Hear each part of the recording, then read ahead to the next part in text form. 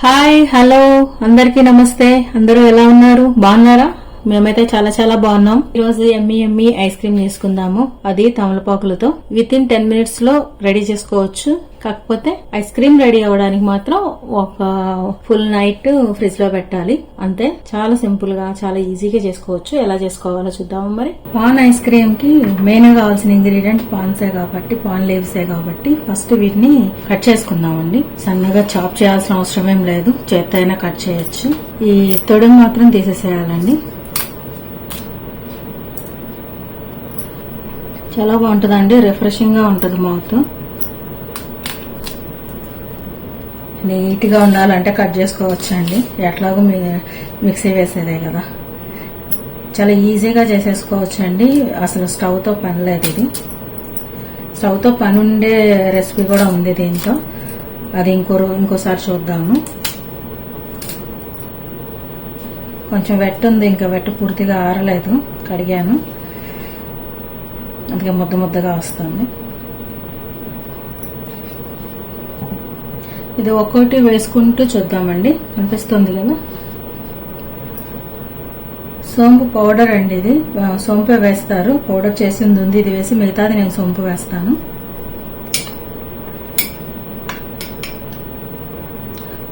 ఒక 1.5 స్పూన్ ఉంది, big spoon.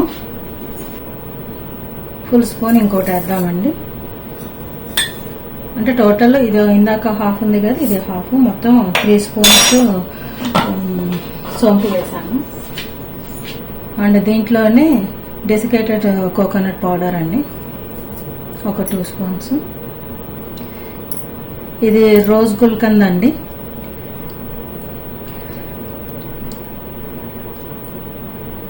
ఇది ఒక 2 స్పూన్స్ ఫుల్ వేద్దాము.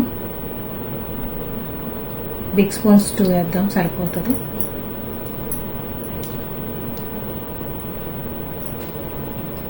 అండ్ దీంట్లోనే కొన్ని జీడిపప్పు, కొన్ని బాదం పప్పు, కొంచెం బ్లాక్ కిస్మిస్ అండి, రైజన్స్.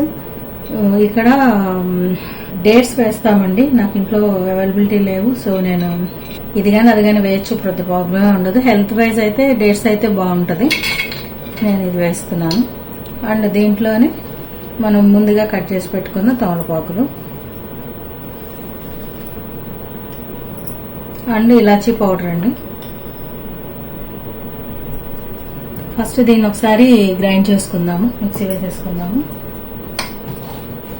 ఇలా వేసి పెట్టానండి. ఇంకా దీంట్లో వేయాల్సినవి వేస్తాం కాబట్టి ఇంకెక్కడైనా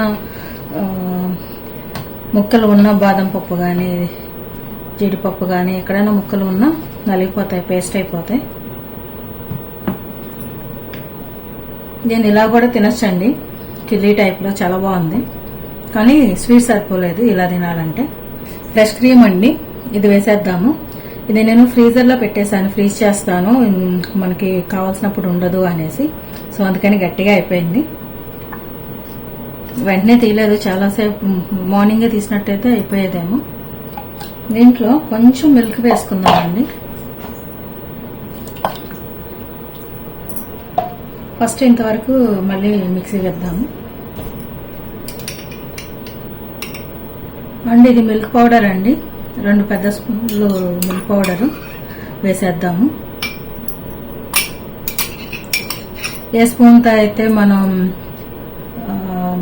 సోంపు పౌడర్ అండ్ గుల్కంద్ వేసాము అదే మెజర్మెంట్తో. అండ్ ఒక 1/2 కప్పు, ఇక్కడ నేను షుగర్ వాడలేదండి, కావాలంటే షుగర్ వేసుకోవచ్చు. నేను పటిక బెల్లం ఆరు మిశ్రీ వాడుతున్నాను. ఒక హాఫ్ కన్నా తక్కువే పడుతుంది. దీన్ని మళ్ళీ మిక్సీ వేసుకుందాం. వేసేసానండి. నేచురల్గా ఇదే కలర్ కావాలంటే ఇలా ఉంచుకోవచ్చు, లేదు అంటే నేనైతే కొంచెం గ్రీన్ కలర్ వేద్దాం అనుకుంటున్నా. దీన్ని కూడా ఒక్కసారి మిక్సీ వేద్దాము, ఇంకా రెడీ అయిపోద్ది. వేసేసానండి. దీన్ని ఒక గాజు బౌల్లోనో అట్లా వేసేసి ఫ్రీజర్లో పెట్టేద్దాము. 7 to 8 hours or overnight freeze చేయాలి. ఒక లేయర్ ఇలా వేసిన తర్వాత ఫైన్ చాప్ చేసుకున్న జీడిపప్పు అండ్ బాదం పప్పు వేసుకుందాము. అక్కడక్కడ క్రంచీగా తగులుతుంటే బాగుంటుంది కదా.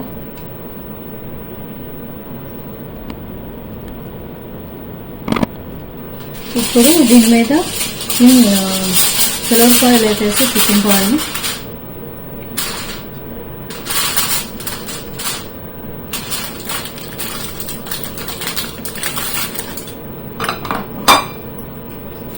దీన్ని ఫ్రిడ్జ్లో పెట్టేద్దామండి. ఫ్రీజ్ అయిన తర్వాత after 7 or 8 hours or overnight చూపిస్తాను. పాన్ ఐస్ క్రీమ్ రెడీ అయిపోయిందండి, తమలపాకులతో చేసినది. కాకపోతే నేను నెక్స్ట్ డే తీయలేదు, నాకు కుదరలేదు. 2-3 days అలా గడిచిపోయింది. దీన్ని సర్వింగ్ బౌల్లో తీసేసుకుందాం.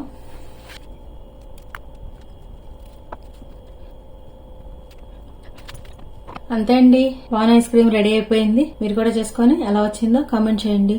Thank you for watching this video. If you have any suggestions, please comment down below and don't forget to like, share and subscribe.